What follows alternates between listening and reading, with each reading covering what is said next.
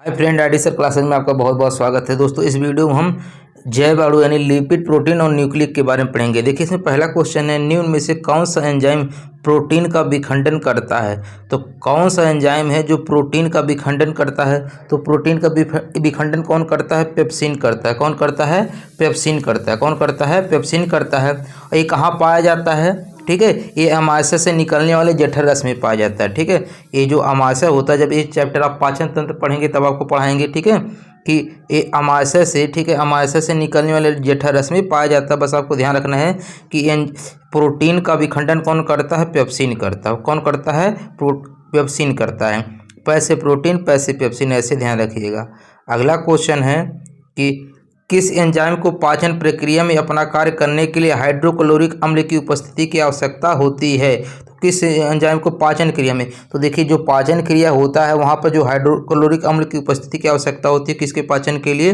Pepsin. किसके के लिए होती है? पेप्सिन। अभी बताए हैं, ठीक है, कि ये कहाँ होते हैं? अमाशय रस, जो अमाशय से निकलने वाले जठर रस में पाए जाते हैं। तो कौन सा ऑप्शन सही होगा? इसका डी वाला सही हो जाएगा। कौन सा हो जाएगा? इसका पेप्सिन सही हो जाएगा। अगला क्वेश्चन है कि जीवों में प्रोटीन निर्माण के लिए सूचना स्रोत क्या है? तो जीवों में प्रोटीन निर्माण के लिए, ठीक है, प्रोटीन निर्माण के लिए सूचना क्या दिया है? सूचना स्रोत क्या है? तो सूचना स्रोत क्या है? डीएनए है। ठीक है, क्या है? डीएनए है। देखिए, यहाँ पर प्रोटीन निर्माण के लिए सूचना स्रोत की बात किया तो क्या हो जाएगा? डीएनए हो जाएगा। अगर पूछे होता प्रोटीन की फैक्ट्री, ठीक है, प्रोटीन की फैक्ट्री किसको कहा जाता है? राइबोसोम को कहा जाता है। ठीक है, किसको कहा जाता है? राइबोसोम को कहा जाता है। तो यहाँ पे कौन सा हो जाएगा? डीएनए हो जाएगा। कौन सा हो जाएगा? डीएनए हो जाएगा। अगला क्वेश्चन है कि वसा के पायसीकरण में सहायक होता है। तो वसा के पायसीकरण में क्या होता है? सहायक होता है? पित्त लवण होता है। कौन होता है? पित्त लवण होता है। तो कौन सा ऑप्शन सही होगा? इसका डी वाला सही हो जाएगा। कौन सा हो जाएगा? इसका डी वाला सही हो जाएगा। अगला क्वेश्चन है कि इनमें से कौन सा एंजाइम स्टार्च के सरल शर्करा में विखंडित करता है? तो सरल शर्करा में, अच्छा, यहाँ पर लेकर स्टार्च मतलब क्या होता है? कार्बोहाइड्रेट। मतलब किसकी बात कर रहा है? कार्बोहाइड्रेट की बात कर रहा है। किसकी बात कर रहा है? कार्बोहाइड्रेट की। तो कार्बोहाइड्रेट को सरल शर्करा में विखंडित करता है। तो कौन करता है? ये एमाइलेज होता है। कौन करता है?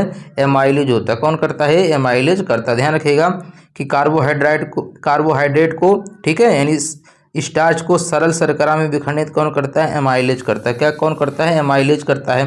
और यहाँ पर देखिए, अभी पढ़ ही चुके हैं, पेप्सिन क्या करता है? प्रोटीन पाचक एंजाइम है। ये प्रोटीन का पाचन कौन करता है? पेप्सिन। अभी बताएं, पैसे प्रोटीन, पैसे पेप्सिन। तो प्रोटीन का पाचन कौन करता है? पेप्सिन करता है। कौन करता है? पेप्सिन करता है। लाइपेज, ध्यान रखिए, लाइपेज के बारे में क्वेश्चन पूछता है तो ये क्या करता है? वसा पाचक है। ठीक है, ये क्या करता है? वसा का पाचन। जैसे प्रोटीन का पाचन पेप्सिन करता है, उसी तरह वसा का पाचन कौन करता है? लाइपेज करता है। कौन करता है? लाइपेज करता है। ठीक है, यहाँ पर ट्रिप्सिन दिया है। देखिए, जैसे जिस प्रकार से पेप्सिन होता है ये प्रोटीन का पाचन करता है, उसी प्रकार ट्रिप्सिन भी प्रोटीन का ही पाचन करता है।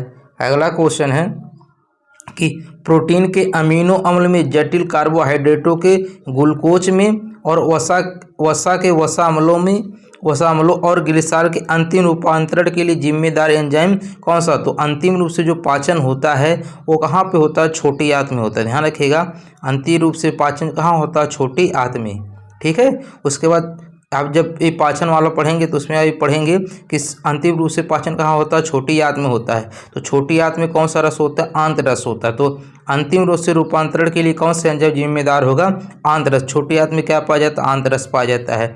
तो कौन सा ऑप्शन सही हो जाएगा? इसका बी वाला सही हो जाएगा। देखिए, पित्त रस, इसके बारे में भी क्वेश्चन पूछा जाता है, लेकिन जब हम पाचन पढ़ाएंगे तब आपको बताएंगे। अगला क्वेश्चन है, यहाँ पर देखिए, इसको ध्यान से आपको समझना है। देखिए, यहाँ पे है कि नीचे दिए गए चित्र का ध्यानपूर्वक अध्ययन कीजिए।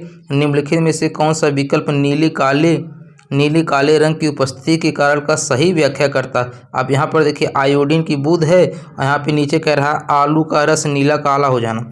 अच्छा, अब आप बताइए, आलू के रस में क्या पाया जाएगा? क्या आलू के रस में प्रोटीन पाया जाता है? नहीं पाया जाता। आलू के रस में क्या पाया जाता है? कार्बोहाइड्रेट पाया जाता है। आलू में या आलू के रस में क्या पाया जाता है? कार्बोहाइड्रेट पाया जाता है। क्या पाया जाता है? कार्बोहाइड्रेट। और कार्बोहाइड्रेट को ही हम बताएं क्या बोला जाता है? स्टार्च बोला जाता है। तो प्रोटीन तो पाया नहीं जाता, वसा भी नहीं पाया जाता, ग्लूकोज नहीं पाया जाता, तो क्या पाया जाता है? स्टार्च पाया जाता है। तो ये क्या करेगा? सही व्याख्या क्या करेगा? आलू के रस में स्टार्च होता है जो आयोडीन मिलाने पर नीला काला हो जाता है। तो कौन सा ऑप्शन सही होगा? इसका डी वाला सही हो जाएगा। अगला क्वेश्चन है, देखिए अगला क्वेश्चन है कि ग्लूकोज का रासायनिक सूत्र क्या है? ये तो आपको पता है, ग्लूकोज का रासायनिक सूत्र क्या होता है? C6H12O6 होता है। ग्लूकोज का फार्मूला क्या होता है? C6H12O6 होता है। तो कौन सा ऑप्शन सही होगा? इसका सी वाला सही हो जाएगा। कौन सा हो जाएगा? सी वाला सही हो जाएगा। ध्यान रखिएगा, ग्लूकोज सबसे सरल कार्बोहाइड्रेट होता है। ग्लूकोज क्या होता है? सबसे सरल कार्बोहाइड्रेट होता है। और ये भी ध्यान रखिएगा, ये जल में घुलनशील होता है। क्या होता है? जल में घुलनशील होता है। क्या होता है? जल में घुलनशील होता है। दोस्तों आपसे रिक्वेस्ट है, यदि आप चैनल पे न्यू हैं तो प्लीज़ चैनल को सब्सक्राइब जरूर कर दीजिएगा। अब वीडियो आपको अच्छा लगेगा तो लाइक कमेंट करके फीडबैक जरूर दीजिएगा। देखिए दोस्तों, इसके पहले हमने फिजिक्स का, ठीक है, फिजिक्स में सारे चैप्टर कंप्लीट करा दिए, सिर्फ 4 चैप्टर बाकी है। और केमिस्ट्री भी आधा कंप्लीट हो गया है, ठीक है।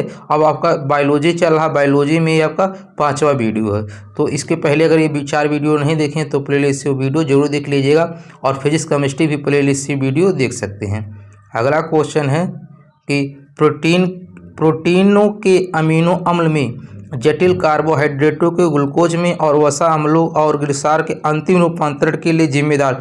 तो अंतिम रूप से पाचन कहाँ होता है? छोटी आंत में। और छोटी आंत में कौन सा रस पाया जाता है? आंत रस पाया जाता है। ये भी क्वेश्चन अभी इस प्रकार का देखे हैं। तो कौन सा हो जाएगा? इसका डी वाला सही हो जाएगा। कौन सा हो जाएगा? इसका डी वाला सही हो जाएगा। अगला क्वेश्चन है कि देखिए, ये भी क्वेश्चन काफ़ी इंपॉर्टेंट है, कई बार पूछा जाता है। केसिन एक प्रोटीन है जो में पाया जाता है। तो केसिन एक प्रोटीन कहाँ पाया जाता है? दूध में पाया जाता है। दूध में क्या पाया जाता है? इसको याद कर लीजिएगा। दूध में केसिन नाम का एक प्रोटीन पाया जाता है। क्या पाया जाता है? केसिन नाम का एक प्रोटीन पाया जाता है। क्या पाया जाता है? केसिन नाम का एक प्रोटीन पाया जाता है। चलिए देखते हैं अगला। अच्छा देखो, कभी कभी ये पूछता है कि गाय का जो दूध होता है हल्का पीला हो जाता है, वो किसके कारण हो जाता है? तो कैरोटीन के कारण होता है, ठीक है। किसके कारण होता है? और अगर ये और डिटेल पूछेगा तो बीटा कैरोटीन के कारण। किसके कारण? बीटा कैरोटीन के कारण दूध का रंग क्या होता है? पीला होता है। और केसिन नाम का प्रोटीन पाया जाता है तो दूध, उसका पीलापन बीटा कैरोटीन के कारण होता है। ये भी ध्यान रखना आपको। अगला क्वेश्चन है कि मानव शरीर की ऊर्जा आवश्यकताओं की मापने हेतु किस मापन इकाई का प्रयोग किया जाता है? अच्छा देखिए, मानव शरीर में जो ऊर्जा होती है उसको किस में मापा जाता है? कैलोरी में मापा जाता है, ठीक है। अब देखिए, जूल भी जो ऊर्जा का मात्रक है, ठीक है, और अर्घ भी है, लेकिन मानव शरीर की जो ऊर्जा होती है जूल में नहीं मापा जाता, ये कैलोरी में मापा जाता है। बाकी ये जूल, ठीक है, अर्घ, ये कार्य वाला वीडियो में देख लीजिएगा, ठीक है, कार्य वाली वीडियो देख लीजिएगा फिजिक्स का, वहाँ इसके बारे में डिटेल समझाए हैं। अगला क्वेश्चन है कि निम्नलिखित में से कौन सा एक जैविक उत्प्रेरक है? ठीक है, आपको बताना है इसमें से कौन सा जैविक उत्प्रेरक है। तो जो एंजाइम होते हैं ये क्या होते हैं? जैविक उत्प्रेरक होते हैं। क्या होते हैं? जैविक उत्प्रेरक होते हैं। क्या होते हैं? जैविक उत्प्रेरक होते हैं। अगला क्वेश्चन है कि फलों में मीठेपन के लिए कौन से सरकार उत्तरदायित्व है? ठीक है, तो फलों में कह दिया तो फलों में क्या होता है? फै से फल, फै से फ्रूट, फै से फ्रक्टोज। ऐसे ध्यान रखना, फै से फल, इसी को फल को क्या बोला जाता है? फ्रूट बोला जाता है। और फ्रूट में क्या पाया जाता है? फ्रक्टोज पाया जाता है। क्या पाया जाता है? फ्रक्टोज पाया जाता है। तो आपको ध्यान रखना क्या पाया जाता है? फ्रक्टोज पाया जाता है। अब देखिए जो बचा है, जैसे आपको पूछे माल्टोज किस में पाया जाता है, ये भी तो आपको ध्यान रखना है। माल्टोज कहाँ पाया जाता है? अनाजों में पाया जाता है। कहाँ पाया जाता है? अनाज में, ठीक है। कहाँ पाया जाता है? अनाज में। अनाज के साथ साथ आपको ये चावल में पाया जाता है, ये भी तो अनाज ही होता है, चावल, ठीक है। तो माल्टोज कहाँ पाया जाता है? अनाज और चावल में। सुक्रोज कहाँ पाया जाता है? ये भी आपको ध्यान रखना। सुक्रोज कहाँ पाया जाता है? चीनी में, ठीक है, यानी गन्ने में, गन्ने की कह सकते हैं या चीनी में कह सकते हैं। सुक्रोज कहाँ पाया जाता है? गन्ने में। गन्ने या चीनी दिया रहे तो वहाँ भी क्या कहेंगे हम? सुक्रोज पाया जाता है। अब लैक्टोज कहाँ पाया जाता है? ये भी तो इसके बारे में ही बताए हैं। चलिए लैक्टोज बताइए कहाँ पाया जाता है? लैक्टोज दूध में पाया जाता है, लैक्टिकम, ठीक है, दूध में। लैक्टोज कहाँ पाया जाता है? दूध में पाया जाता है।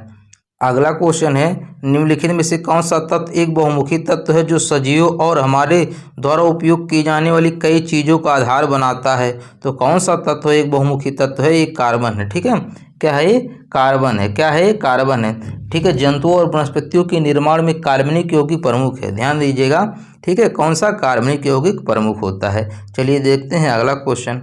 अगला क्वेश्चन है कि पादपों में सबसे प्रचुर मात्रा में उपस्थित होता है? तो पादप में, ठीक है, यानी पादप मतलब पेड़ पौधे, ठीक है, में सबसे प्रचुर मात्रा में क्या उपस्थित होता है? तो क्या उपस्थित होता है? कार्बन ही होता है। क्या होता है? कार्बन होता है। अगला क्वेश्चन है कि मानव शरीर का मुख्य हिस्सा किससे बना होता है? तो जो हमारा मानव शरीर होता है, ठीक है, उसका मुख्य हिस्सा किससे बना होता है? तो किससे बना होता है? पानी से। हमारे शरीर में सबसे ज़्यादा क्या होता है? पानी होता है। तो मानव शरीर का मुख्य हिस्सा क्या हो जाएगा? पानी हो जाएगा। अगला क्वेश्चन है, देखिए अगला क्वेश्चन है, निम्न में से क्या माइक्रो पोषक तत्व नहीं है? माइक्रो मतलब कह रहा है, माइक्रो मतलब क्या हो जाएगा? सूक्ष्म। सूक्ष्म पोषक तत्व नहीं है, तो आपको बताना है इसमें से सूक्ष्म पोषक तत्व नहीं। तो देखिए वसा भी पोषक तत्व होता है, अमीनो अम्ल भी होता है, कार्बोहाइड्रेट भी होता है, लेकिन जो विटामिन होता है ये पोषक तत्व नहीं होता। तो कौन सा हो जाएगा कि माइक्रो पोषक तत्व नहीं है? विटामिन। कौन सा हो जाएगा इसका? विटामिन सही हो जाएगा। कौन सा हो जाएगा? विटामिन सही हो जाएगा। अगला क्वेश्चन है कि डीएनए, अब यहाँ से देखिए काफ़ी इंपॉर्टेंट क्वेश्चन है, डीएनए के बारे में पूछा जाता है। डीएनए का एक खंड जो ए प्रोटीन की जानकारी प्रदान करता है उसे कहा जाता है? तो डीएनए का एक खंड जो प्रोटीन की जानकारी प्रदान करता है, क्या प्रदान करता है? प्रोटीन की जानकारी प्रदान करता है, उसे जीन कहा जाता है। उसे क्या कहा जाता है? जीन कहा जाता है। उसे क्या कहा जाता है? जीन कहा जाता है। क्या कहा जाता है? उसे जीन कहा जाता है।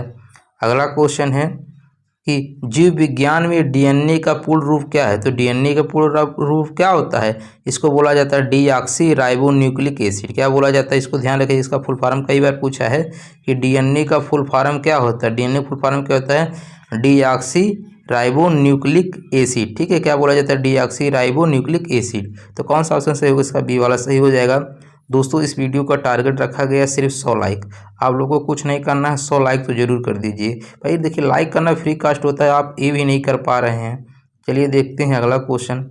अगला क्वेश्चन है कि आनुवांशिकी के संदर्भ में डीएनए का अर्थ क्या है? तभी पढ़े हैं डीऑक्सी राइबो न्यूक्लिक एसिड। तो कौन सा ऑप्शन सही हो गया? इसका डी वाला सही हो जाएगा। कौन सा हो जाएगा? इसका डी वाला सही हो जाएगा। अगला क्वेश्चन है, देखिए अगला क्वेश्चन काफ़ी इंपॉर्टेंट पूछता है, बालों का रंग के कारण होता है? तो जो बालों का रंग होता है, किसी का काला होता है, किसी का भूरा हो जाता है, वो किसके कारण से होता है? उसके मेलानिन के कारण होता है, ठीक है। किसके कारण होता है? मेलानिन। तो देखिए हमारे बाल में क्या हो जाता है? हमारे बाल गंदा होते तो उसमें मैल बैठ जाता है। इसे ध्यान रखिएगा कि हमारे बाल में क्या बैठ जाते हैं? मैल। हमारा बाल गंदा होता है तो उसमें मैल बैठ जाते हैं, ठीक है। क्या बैठ जाता है? मैल। मैल से मेलानिन, ध्यान रखिएगा। अगला क्वेश्चन है, प्रोटीन संश्लेषण में क्षार इवेंट में एक का निर्माण होता है, तो क्या होता है? mRNA होता है। क्या होता है? mRNA होता है, जिसको मैसेंजर आरएनए बोला जाता है। तो प्रोटीन संश्लेषण में क्षार इवेंट में एक mRNA प्रति का निर्माण होता है।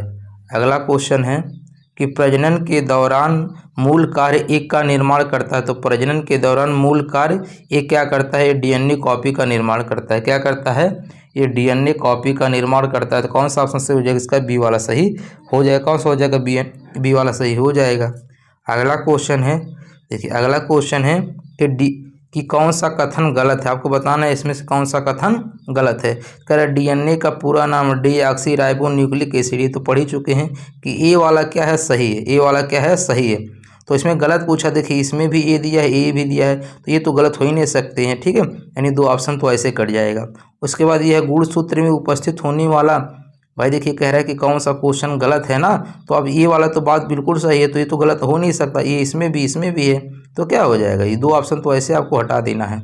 यह गुणसूत्र में उपस्थित होने वाला रासायनिक तत्व है जो अनुवांशिक गुण वहन करता है। कौन? डीएनए। ये भी बात तो सही है, यानी बी वाला भी सही है, तो बी इसमें भी आ गया, तो ये भी सही हो जाएगा। तो एक ऑप्शन बचा, अब यही सही हो सकता है। डीएनए एक न्यूक्लियोटाइड है, जो न्यूक्लियोटाइड डीएनए की मूलभूत संरचना इकाई है जो दो अवयवों से मिलकर बनी होती है। देखिए सीधी सीधी बात है, गलत है। क्यों है? कह रहा है जो दो अवयवों से मिलकर, दो नहीं ये 3 अवयवों से मिलकर बना होता है, ठीक है। एक क्या होता है? 3 अवयवों से मिलकर बना होता है। कौन कौन होता है आपको कमेंट करके बताना है, ठीक है। चलिए हम बता दे रहे हैं। एक तो आपका ग्लूकोज होता है, ठीक है। क्या होता है? एक तो आपका ग्लूकोज होता है, ठीक है। एक नाइट्रोजनी क्षार होता है। क्या होता है? नाइट्रोजनी क्षार होता है। एक फास्फेट होता है, ठीक है। ध्यान रखिएगा, एक ग्लूकोज, एक नाइट्रोजनी क्षार होता है, एक फास्फेट होता है। तो ये दो नहीं 3 अवयवों से मिलकर बने होता है। कौन? डीएनए। तो इसका कौन सा गलत हो जाएगा, सी वाला सही हो जाएगा। देखिए हम आपको कैसे करना है, अगर आप ये बात नहीं पता होता तभी आप सी वाला कर देते, बस आपको ऑप्शन हटाने का तरीका आना चाहिए। अगला क्वेश्चन है कि एंजाइम मूलतः होते हैं, तो एंजाइम मूलतः क्या होते हैं, प्रोटीन होते हैं। एंजाइम मूलतः क्या होते हैं, प्रोटीन होते हैं। अगला क्वेश्चन है कि डीएनए अनुक्रम में जीन को चिन्हित करने की प्रक्रिया को क्या कहा जाता है, तो डीएनए अनुक्रम में जीन को चिन्हित करने की प्रक्रिया को एनोटेशन कहा जाता है। क्या कहा जाता है, एनोटेशन कहा जाता है। अब देखिए इसमें क्या समझाना है, एक प्रोसेस होता है, प्रक्रिया होता है, इसको आपको याद ही करना पड़ेगा, एक दो बार पढ़ेंगे तो आपके दिमाग में बैठ जाएगा, इन्हें एनोटेशन कहा जाता है। अगला क्वेश्चन है, देखिए अगला क्वेश्चन है प्रोटीन की जानकारी प्रदान करने वाले डीएनए की भाग को कहा जाता है, तो प्रोटीन की जानकारी प्रदान करने वाले डीएनए को भाग को क्या कहा जाता है, जीन कहा जाता है। क्या कहा जाता है, जीन कहा जाता है। क्या कहा जाता है, जीन कहा जाता है। और ये भी ध्यान रखिएगा कि यह आनुवंशिकता की मूलभूत इकाई होता है, कौन, जीन।